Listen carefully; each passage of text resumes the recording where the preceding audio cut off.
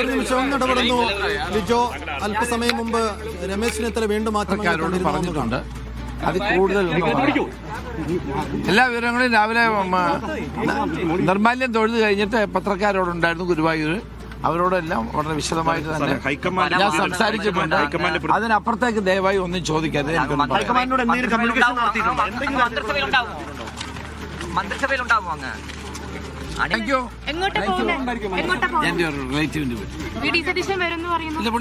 അറിയിപ്പില്ല.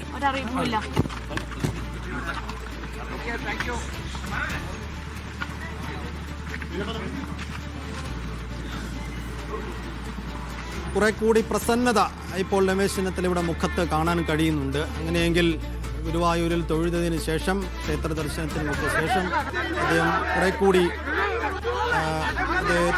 വഴങ്ങിയിരിക്കുന്നു, അദ്ദേഹത്തെ അനുനയിപ്പിക്കാൻ കഴിഞ്ഞിരിക്കുന്നു എന്നതുകൂടി കാണണം.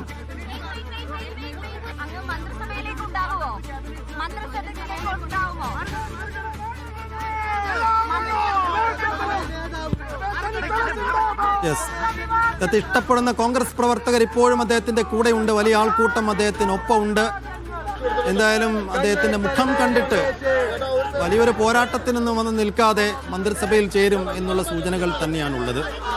നേരത്തെ മന്ത്രിസഭയിലേക്കില്ല, MLA സ്ഥാനം രാജിവെക്കുമെന്നത് അടക്കമുള്ള വാർത്തകളൊക്കെ പ്രചരിച്ചിരുന്നു. പക്ഷേ അത്തരം വാർത്തകൾക്കൊന്നും അടിസ്ഥാനമില്ല എന്ന് ഏറ്റവും ഒടുവിലുള്ള അദ്ദേഹത്തിന്റെ മുഖം, ആ മുഖത്തെ പ്രസന്നത അത് വിളിച്ചു പറയുന്നുണ്ട്. അദ്ദേഹം ഒരു പക്ഷേ ഉടൻ തിരുവനന്തപുരത്ത് എത്തിയേക്കും, VD സതീശനെ കണ്ടേക്കും. അല്പസമയം മുമ്പ് VD സതീശന് അഭിനന്ദനങ്ങൾ അദ്ദേഹം നേർന്നിരുന്നു. ഇന്നലെ എന്തായാലും അദ്ദേഹം അഭിനന്ദനങ്ങൾ നേർന്നിരുന്നില്ല. ഇന്നലെ ഉച്ചക്കാണ് VD സതീശനെ മുഖ്യമന്ത്രിയായി പ്രഖ്യാപിച്ചുകൊണ്ടുള്ള അറിയിപ്പ് വന്നത്. അതിനുശേഷം രാത്രി വരെ അദ്ദേഹത്തിന്റെ ഭാഗത്ത് ഒരു പ്രതികരണം ഉണ്ടായിരുന്നില്ല. പക്ഷെ ഇന്നിപ്പോൾ നേരം വെളുത്തതിന് ശേഷം അദ്ദേഹത്തിന്റെ ഭാഗത്ത് നിന്ന് പ്രതികരണങ്ങൾ വരുന്നു. മുഖ്യമന്ത്രി VD സതീശനെ അദ്ദേഹം അഭിനന്ദിക്കുന്നു. സൂചനകൾ അനുസരിച്ച് അദ്ദേഹം മന്ത്രിസഭയിൽ ചേരും. അദ്ദേഹത്തിന് എന്ത് വകുപ്പ് എന്നുള്ളതാണ് ഏറ്റവും പ്രധാനപ്പെട്ട ചോദ്യം.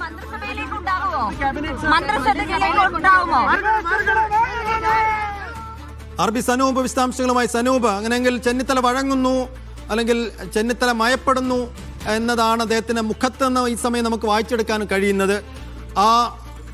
ആ വഴങ്ങൽ അതെങ്ങനെ സംഭവിച്ചു എന്നുള്ളതാണ് ചോദ്യം. ഇതിനകം നേതൃത്വത്തിൽ നിന്ന് ആരെങ്കിലും അദ്ദേഹവുമായി വിളിച്ച് സംസാരിച്ചിട്ടുണ്ടോ? ഇനി മന്ത്രിസഭയിൽ അദ്ദേഹത്തിന്റെ അക്കോമഡേഷൻ സംബന്ധിച്ച് എന്ത് സൂചനകളുണ്ട് ഇപ്പോൾ?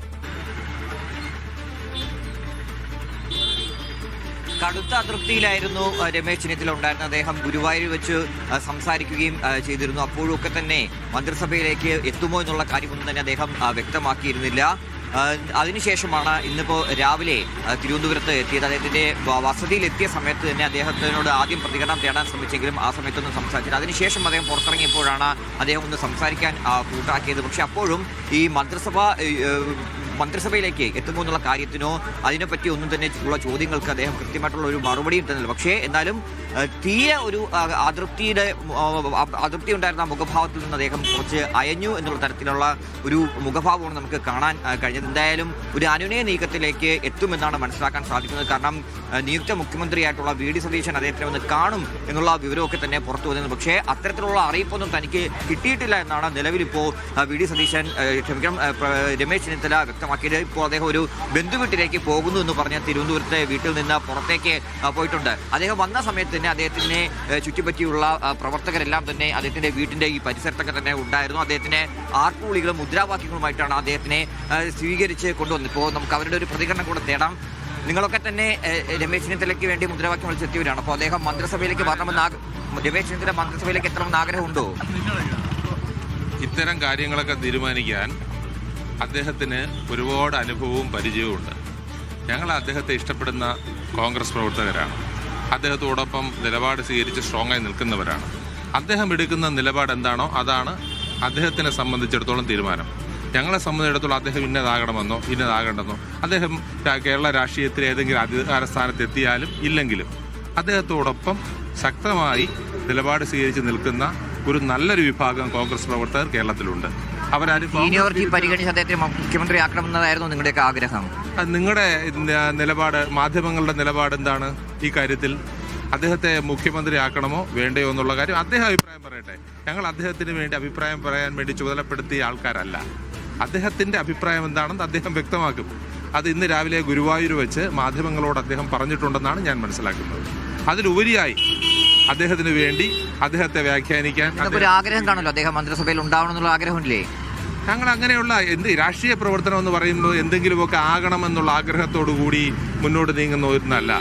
ഭരണം ഉണ്ടായിരുന്നാലും ഇല്ലായിരുന്നാലും ഇന്ത്യൻ നാഷണൽ കോൺഗ്രസിനോടൊപ്പം ചേർന്ന് നിൽക്കുന്ന ഒരു വലിയ വിഭാഗം പ്രവർത്തകരുണ്ട്.